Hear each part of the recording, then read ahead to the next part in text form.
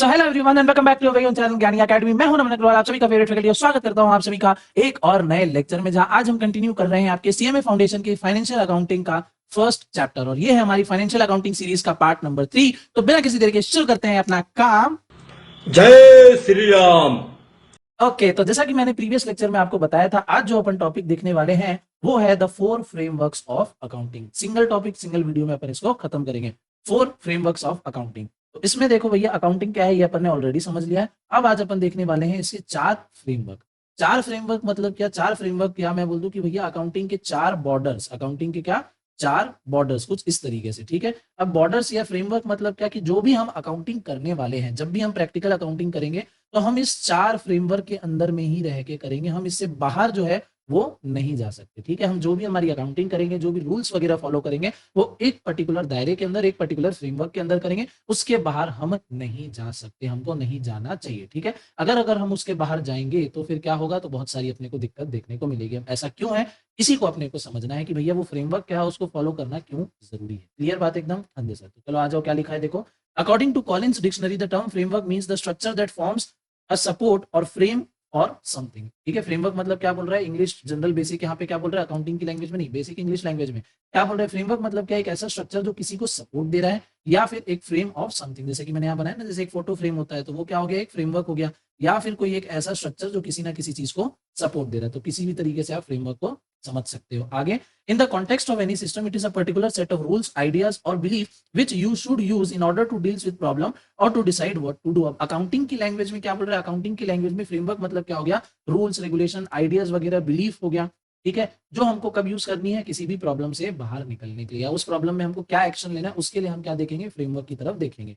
आगे बोल रहे हैं, accounting framework provides a common set of rules and guidance that is used to measure, recognise, present and disclose the information appearing in the entity's financial statement। क्या बोल रहा है? Accounting में framework का मतलब क्या है भैया? कुछ ऐसे कॉमन रूल्स और गाइडलाइंस जिसको यूज करते हुए हम क्या करेंगे? हम करेंगे मेजर। सर क्या मेजर करेंगे? जो भी हम फाइनेंशियल ट्रांजेक्शन कर रहे हैं, उसको मैंने आपको प्रीवियसली बताया था कि हम उसको मेजर करते हैं इन टर्म्स ऑफ मनी। कोई भी ऐसी चीज, कोई भी ऐसा ट्रांजेक्शन जिनको मनी के टर्म्स में मेजर नहीं कर सकते, उसको हम रिकॉर्ड नहीं करते हैं। तो ऐसा कोई भी ट्रांजेक्शन जिसको हम फाइनेंशियल टर्म्स में बता सकते हैं, उसी को हम रिकॉर्ड करते हैं। अब फाइनेंशियल टर्म में बताने के लिए हमको उसको मेजर करना पड़ेगा कि भैया कोई चीज 10 की है, 10,000 की है, 10 करोड़ की है, कितने की है, तो भैया मेजर करने में हमको काम आएगा। दूसरा, रिकॉग्नाइज करना कि भैया इसको कैसे रिकॉग्नाइज करना है, क्या ये एसेट है, क्या ये लाइबिलिटी है, क्या चीजें हैं इसको। फिर प्रेजेंट करना, कैसे प्रेजेंट करना है, किस तरीके से उसको हमको हमारी बुक ऑफ अकाउंट्स में दिखाना है। क्या उसको डेबिट के कॉलम में डालना है, क्या क्रेडिट के कॉलम में डालना है, क्या करना है, कौन सी बुक में आएगा, कौन जर्नल में आएगा, लेजर में आएगा, कहाँ कैसे आएगा, कैसे उसको प्रेजेंट करना है ये।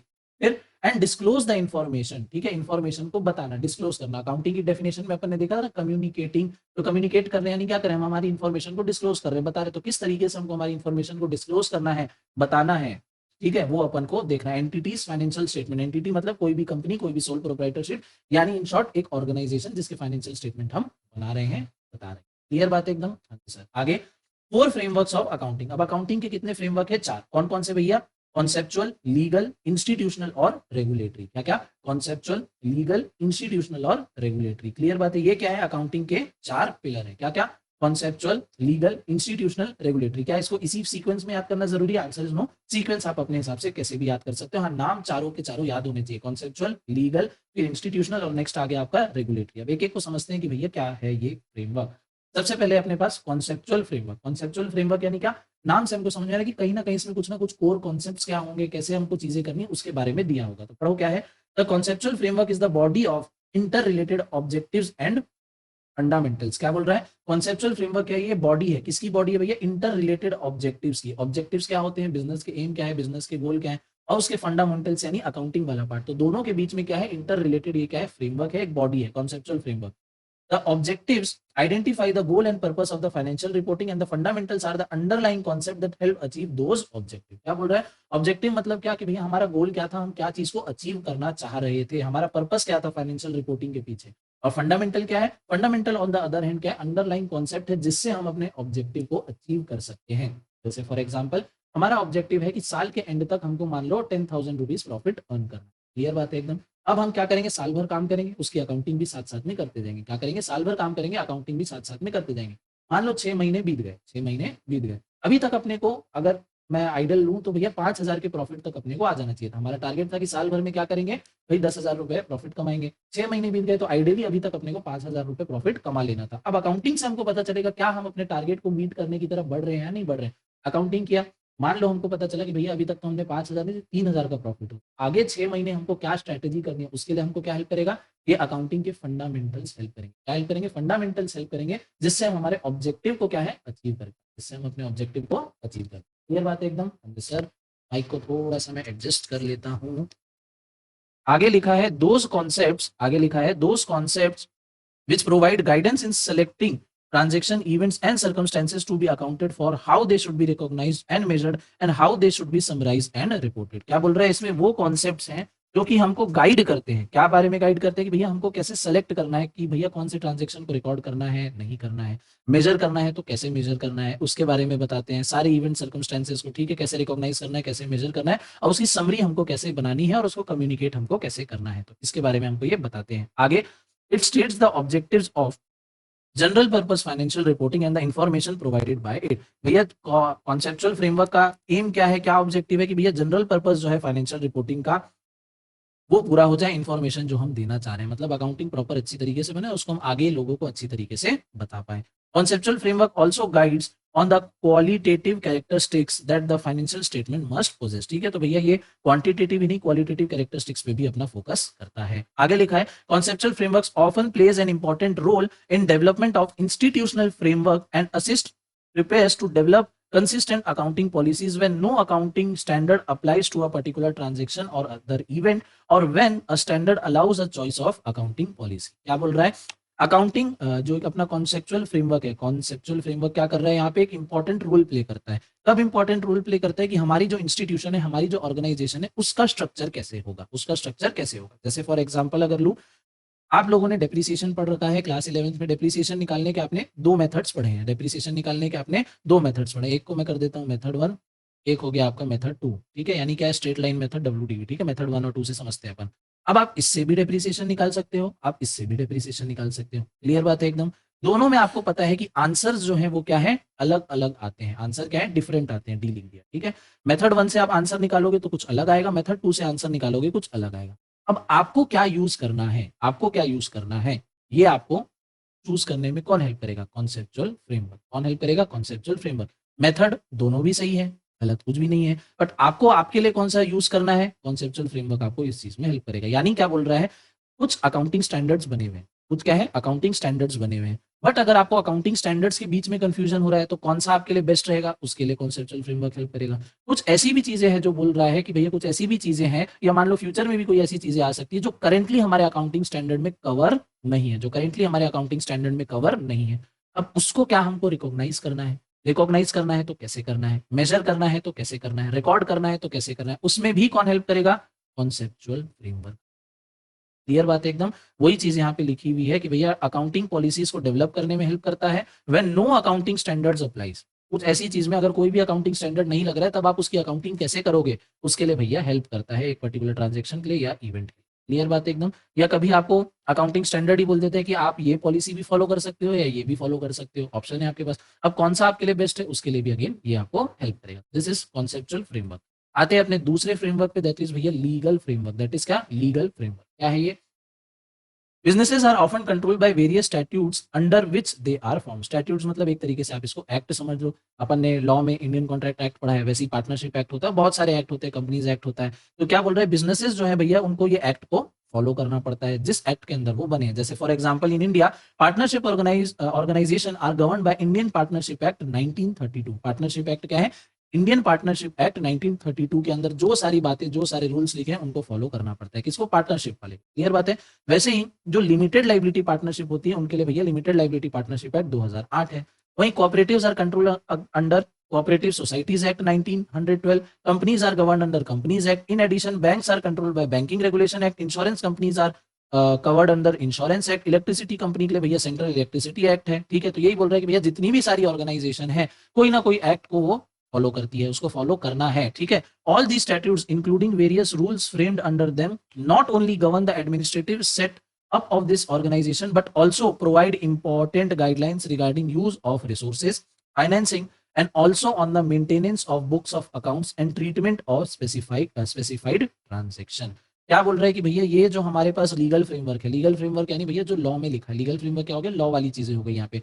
अब ये क्या बोल रहा है कि हमको एक गाइडलाइन की तरह तो हमारे पास ऑलरेडी रहता ही है, हमेशा रहता ही है गाइडलाइन की तरह कि भैया आपको क्या करना है क्या नहीं करना है, कौन से ट्रांजेक्शन को आपको भैया मस्ट है जो आपको रिपोर्ट करना है, कौन से ट्रांजेक्शन को आप इग्नोर कर सकते हो, कौन से ट्रांजेक्शन को आपको किस तरीके से रिपोर्ट करना है। जैसे भैया अगर एक मान लो सोल प्रोप्राइटरशिप है और एक है बैंक, दोनों में जमीन आसमान का अंतर है, ठीक है। सोल प्रोप्राइटरशिप है, एक है बैंक। अब बैंक को बैंकिंग रेगुलेशन एक्ट के अंदर में कुछ बहुत सारी स्पेसिफिक डिटेल्स और एक्स्ट्रा देनी पड़ती है जो सोल प्रोप्राइटर वाले को नहीं देनी। जैसे भैया बैंक को बताना है आपके पास कितने करंट अकाउंट है, कितने सेविंग अकाउंट है, आपका कासा रेशियो क्या है, कितना आपने लोन दे रखा है, उस लोन पे आपके पास कितनी सिक्योरिटीज है, कहीं भैया आप बैंकरप्ट मत हो जाओ, बैंक की बैंकरप्ट हो जाएगी तो बहुत बड़ी दिक्कत हो जाएगी। क्या ये सब सोल प्रोप्राइटर वाले को करना है? नहीं करना है। तो बैंक वाले को क्यों करना है? क्योंकि भैया बैंकिंग रेगुलेशन एक्ट में लिखा है तो आपको वो फॉलो करना पड़ेगा। तो बोल रहे लीगल फ्रेमवर्क गाइडलाइन तो प्रोवाइड करता ही है, बट इसको हमको फॉलो करना भी जरूरी है। बुक के मेंटेनेंस में हमको काम आता है कि भैया हमको क्या सारी चीजें बतानी है और कैसे कुछ स्पेसिफिक ट्रांजैक्शंस को डील करना है। आगे लिखा है, एग्जांपल लिखा है, for companies act 2013 companies accounts rule 2014 provides useful provision on maintenance of accounting records, accounting for issue and redemption of security, investment to be done, consolidation and even winding up of the company. क्या बोल रहा है? Companies act में जो companies accounts rule है 2014 में जो बनाए गए थे उसमें इन सारी बातों के बारे में लिखा है कि इसकी अकाउंटिंग आपको कैसे करनी है। किन किन बातों के बारे में लिखा है? Issue and redemption of security, यानी शेयर डिवेंचर का हम क्या कर रहे हैं भैया, इशू कर रहे हैं, उसको रिडीम कर रहे हैं, कैसे करेंगे। बायबैक कर रहे हैं, कैसे करेंगे। इन्वेस्टमेंट अगर करना है तो कैसे, किसी कंपनी के साथ हम कंसोलिडेट हो रहे हैं मतलब कंसोलिडेशन कर रहे हैं तो वो कैसे करेंगे, कंपनी के साथ अमलगमेट हो रहे हैं कैसे करेंगे, कंपनी बंद कर रहे हैं, वाइंडिंग अप यानी कंपनी अगर हम अपनी बंद कर रहे हैं तो उस केस में भी अकाउंटिंग कैसे होगी, सबके बारे में लिखा हुआ है। आगे बोल रहे हैं companies corporate social responsibility rule, CSR, short में क्या बोलते हैं, CSR, Corporate Social Responsibility Rules 2014 provides the guideline regarding accounting of CSR expenses as well as carry forward and set off excess amount spent. Thus, legal framework plays an important role in accounting. The schedules of this act also provide important guidelines on the forms and contents of financial statement. क्या बोल रहा है, एक और यहाँ पे दिया हुआ है कंपनी का CSR रूल। अब जब आप इंटरमीडिएट पे आओगे तब कंपनीज एक्ट में आप पढ़ोगे कि भैया CSR क्या होता है। शॉर्ट में मैं बता देता हूँ, क्योंकि कंपनी क्या है, सोसाइटी के बीच में ऑपरेट करती है, सोसाइटी के रिसोर्सेज को यूज करती है, कई बार पॉल्यूशन करती है जिससे डैमेज भी अगेन सोसाइटी को होता है। बट कंपनी को प्रोडक्शन करना है, कंपनी प्रोडक्शन करती है, गुड्स को बेचती है, फायदा कंपनी को होता है, फायदा कंपनी का, डैमेज सोसाइटी को। इसीलिए रूल्स बने हुए हैं कि अगर कंपनी एक सर्टेन लिमिट की नेटवर्थ क्रॉस कर देती है, रेवेन्यू क्रॉस कर देती है, प्रॉफिट बना लेती है, तो आपको अपने उस कमाए हुए प्रॉफिट का सर्टेन परसेंटेज सोसाइटी के वेलफेयर के लिए खर्चा करना पड़ेगा। इसको बोला जाता है CSR एक्टिविटी। अब आप कुछ भी कर सकते हो, आप स्कूल बनवा सकते हो, हॉस्पिटल खुलवा सकते हो, ठीक है, कहीं रोड बना सकते हो, बट ऐसी जगह जहाँ पे सोसाइटी को फायदा हो, ठीक है, ऐसी जगह जहाँ सोसाइटी को फायदा हो रहा हो, कंपनी को फायदा हो रहा हो, ऐसी को एक्टिविटी को हम CSR एक्टिविटी नहीं बोलेंगे। तो वही यहाँ पे बोल रहा है कि CSR के भी रिगार्डिंग कुछ रूल है, कैसे क्या आपको करना है, वो सब आपको CSR रूल्स में देख के पता चलेगा जो एक कंपनी को फॉलो करना होता है। क्लियर बात है एकदम? हाँ जी सर। आगे थर्ड फ्रेमवर्क हमारा इंस्टीट्यूशनल फ्रेमवर्क। अब इंस्टीट्यूशनल फ्रेमवर्क क्या है? तो जैसे कि हमारी इंस्टीट्यूट है, institute of cost and management accountants of India, वैसे ही CA की इंस्टीट्यूट है, CS की इंस्टीट्यूट है, ICAI, ICSI, ठीक है। तो ये जो इंस्टीट्यूट्स हैं इन्होंने भी अपने अपने लिए क्या किए हैं, अपने तरफ से कुछ स्टैंडर्ड्स सेट किए हैं। जैसे अकाउंटिंग के लिए स्टैंडर्ड्स तो है ही अकाउंटिंग स्टैंडर्ड्स, बट इंडिया के लिए स्पेसिफिकली जो institute of chartered accountants of India है उन्होंने accounting standards, Indian accounting standard set किए कि भैया अगर आपको इंडिया में अकाउंटिंग करनी है तो आप किस तरीके से करोगे। वही जो हमारी इंस्टीट्यूट है, institute of cost and management accountants India of India, उन्होंने क्या किया, कॉस्ट अकाउंटिंग के लिए स्टैंडर्ड सेट किया है। जो आपने कॉस्टिंग में मैंने आपको नाम पढ़वाया था, नाम याद करने की आपको ट्रिक भी बताई थी, चाहो तो आप वो लेक्चर जाके देख सकते हो, ठीक है। तो कॉस्ट अकाउंटिंग के भी स्टैंडर्ड्स हैं जो किसने सेट किए भैया, कॉस्ट अकाउंटेंट्स की इंस्टीट्यूट ने सेट किए। वहीं भैया CS वालों के लिए भी, कंपनीज के लिए भी कुछ स्टैंडर्ड्स हैं जो CS की इंस्टीट्यूट ने सेट किए। तो वो यहाँ पे बोल रहा है कि इंस्टीट्यूट भी क्या कर सकती है, लॉ के अलावा भी क्या है, इंस्टीट्यूट भी स्टैंडर्ड सेट करती है, कुछ आपको फ्रेमवर्क गाइडलाइन प्रोवाइड करती है जिसको भी आपको फॉलो करना मैंडेटरी है। अच्छा, अब मान लो ऊपर में लीगल फ्रेमवर्क है, अब आप बोलोगे कि भैया मैं लीगल फ्रेमवर्क को फॉलो नहीं करता, एक्ट में लिखा आपको ऐसे ऐसे अकाउंटिंग करनी है, आप बोलोगे नहीं मैं वैसे वैसे करूंगा, तो क्या होगा, ट्रबल में फंस जाओगे, आपके खिलाफ नोटिस आ जाएगा, हो सकता है आपको जेल हो, पेनल्टी तो लगेगी। भैया मैंडेटरी होता है फॉलो करना, वरना प्रॉब्लम में फंस जाओगे। वहीं इंस्टीट्यूशनल फ्रेमवर्क भी अगेन वही आपके खिलाफ नोटिस आ सकता है अगर आपने इन चीजों को फॉलो नहीं किया। अब इंस्टीट्यूशनल फ्रेमवर्क क्या है, एक बार रीड कर लेते हैं। Institutional framework refers to the guidelines issued in form of statements by institution entrusted by the sovereign authority to oversee the development of a respective field. क्या है भैया, इंस्टीट्यूट्स हैं, सर्टेन इंस्टीट्यूट्स हैं जिनके पास भैया प्रॉपर राइट है, legal right है, किसने दी है, गवर्नमेंट ने दी है। गवर्नमेंट ने कैसे दी है, तो एक्ट पास करके दी है। उसमें एक्ट में क्या है, इंस्टीट्यूट के पास राइट है कि वो अपनी तरफ से क्या कर सकते हैं, guidelines time to time statements के फॉर्म में इशू कर सकते हैं और करते भी हैं। इन इंडिया बोल रहा है the institute of chartered accountants of India has been entrusted to develop standards in the field of accounting. ठीक है, जो आईसीएआई है, सीए की जो इंस्टीट्यूट है, उनको क्या रिस्पॉन्सिबिलिटी दी है कि भैया आप अकाउंटिंग स्टैंडर्ड्स वगैरह आप बना सकते हो, आपके पास पावर है। To ensure comparability and consistency in accounting information, ताकि अकाउंटिंग जो है बढ़िया तरीके से बने, इसलिए उनको ट्रस्ट करके गवर्नमेंट ने institute of chartered accountants of India के ऊपर ट्रस्ट करके उनको ये रिस्पॉन्सिबिलिटी दे दी है। आगे लिखा है the Indian standard board of ICAI thus develop quality accounting standards on different areas of accounting. Currently there are two sets of accounting standards in India. Currently क्या बोल रहा है कि इंडिया में दो सेट ऑफ अकाउंटिंग स्टैंडर्ड है। पहला accounting standards as per companies accounting standards rule 2021 and Ind AS under companies Indian accounting standards rule 2015। क्या बोल रहे हैं भैया, एक तो नॉर्मल अपना अकाउंटिंग स्टैंडर्ड है, ठीक है, और दूसरा है इंड एएस यानी इंडियन अकाउंटिंग स्टैंडर्ड्स। क्या है, इंडियन अकाउंटिंग स्टैंडर्ड्स। आगे लिखा है in addition cost Accounting Standards Board CASB of the Institute of Cost Accountants of India has so far developed 24 cost accounting standards to facilitate cost accounting and reporting। ठीक है भैया, cost accounting के standards कौन बना रही है, हमारी institute बना रही है। अभी तक उन्होंने कितना बनाया है, 24। याद कर लो, एमसीक्यू क्वेश्चन बन के आ सकता है कि भैया अभी तक कितने कॉस्ट अकाउंटिंग के स्टैंडर्ड्स बने हैं, कितने बने हैं, तो भैया 24 बन चुके हैं। आगे लास्ट है अपना बच गया रेगुलेटरी फ्रेमवर्क। क्या है, रेगुलेटरी फ्रेमवर्क। अभी तक अपन ने 3 देखा, पहला था कॉन्सेप्चुअल, जिसमें कॉन्सेप्ट्स के बारे में, ऑब्जेक्टिव्स कैसे फुलफिल करेंगे, फंडामेंटल्स, उसके बारे में बात थी। दूसरा था हमारा लीगल, यानी लॉ के अंदर जो सारी चीजें लिखी है वो फॉलो करना है। तीसरा बोल रहा है कि भैया गवर्नमेंट ने कुछ इंस्टीट्यूशन के ऊपर ट्रस्ट करके उनको पावर दी है, उनको राइट दी है कि आप अपनी अपनी स्पेसिफिक फील्ड में क्या कर सकते हो, time to time guideline standards issue कर सकते हो, निकाल सकते हो। लास्ट बचा है अपने पास रेगुलेटरी फ्रेमवर्क। अभी रेगुलेटरी फ्रेमवर्क क्या है, तो भैया the activities of organization often come under regulatory ambit of various regulators. In India, there are different regulatory authorities in different segments of financial markets such as RBI and in money market operations, SEBI in capital market operation, IRDAI in insurance sector, PFRDA in pension funds। क्या बोल रहा है भैया यहाँ पे कि कुछ regulatory authority भी बनाई गई है। इंडिया में क्या है भैया, बहुत सारी रेगुलेटरी अथॉरिटी है, तो वो भी अपने टाइम टाइम पे कुछ ना कुछ गाइडलाइंस वगैरह निकालते रहते हैं। जैसे भैया बैंकिंग सेक्टर को देखना है तो आरबीआई क्या है, रेगुलेटरी अथॉरिटी। आरबीआई क्या है, रेगुलेटरी अथॉरिटी। रेगुलेटरी अथॉरिटी मतलब जितने भी बैंक्स आरबीआई के अंडर में आ रहे हैं, आरबीआई उनको चलाने का काम करेगा, एक तरीके से उनको गाइड करने का काम करेगा, उनको रेगुलेट करेगा, देखेगा कि कहीं वो कोई गड़बड़ तो नहीं कर रहे, ठीक है, कहीं कोई स्कैम तो नहीं हो रहा, उसको रोकने की कोशिश करेगा। तो वैसे ही आरबीआई है मनी मार्केट ऑपरेशंस के लिए, सेबी है कैपिटल मार्केट के लिए यानी स्टॉक मार्केट के लिए। कौन है भैया, regulatory authority SEBI. Stock market में क्या रूल बनाना है, क्या चेंज होगा, कैसे आप कब शेयर खरीद सकते हो, कैसे डीमैट बनाना है, क्या कितना चार्ज लगेगा, सब कौन डिसाइड करता है, सेबी डिसाइड करेगा।